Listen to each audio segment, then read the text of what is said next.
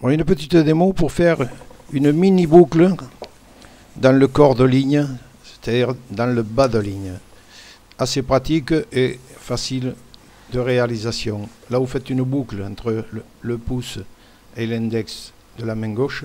Il suffit de faire une boucle comme ceci. Voilà, on serre un peu et repasse à l'intérieur. Voilà, on repasse une autre boucle à l'intérieur. Voilà, et pour la visualiser, il vaut mieux la faire plus petite. À ce moment-là, on va chercher un outil, quel qu'il soit.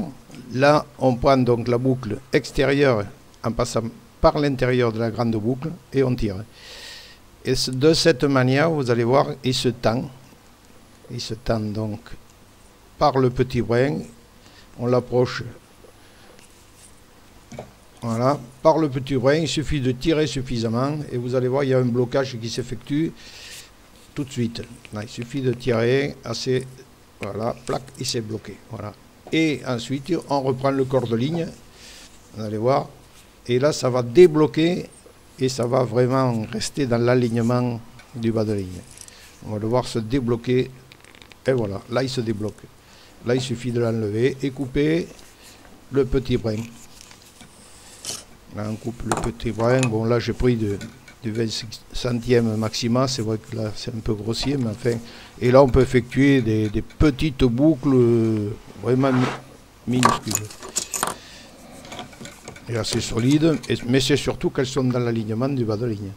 C'est quand même mieux que de faire juste les boucles. Voilà un petit peu ce nœud.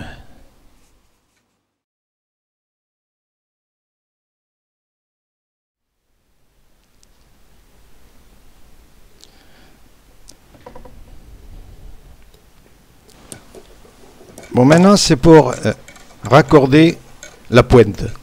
Bon, voilà une méthode que j'utilise depuis quand même pas mal de temps aussi. C'est pas la plus solide, mais alors c'est vraiment facile à réaliser. Et surtout, ça ne vrille pas le bas de ligne. Chose qui se fait quand on fait évidemment le nœud à cueillère qui vrille plus ou moins la pointe. Là, je fais que toujours pareil. Et là, je fais une boucle. Comme précédemment, pratiquement, en emprisonnant la pointe, et je repasse à l'intérieur cette petite boucle une fois, et même deux fois. Voilà, je repasse une autre fois, et je fais que tendre.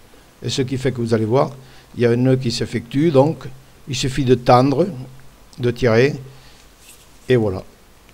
Et là, le nœud final se fera, la pointe sera toujours très droite, il n'y aura pas de vrillage de fil. Moi, ça me convient très bien parce que souvent on vrille le fil et là, ce n'est pas le cas. On coupe l'excédent et voilà, et la pointe est prête.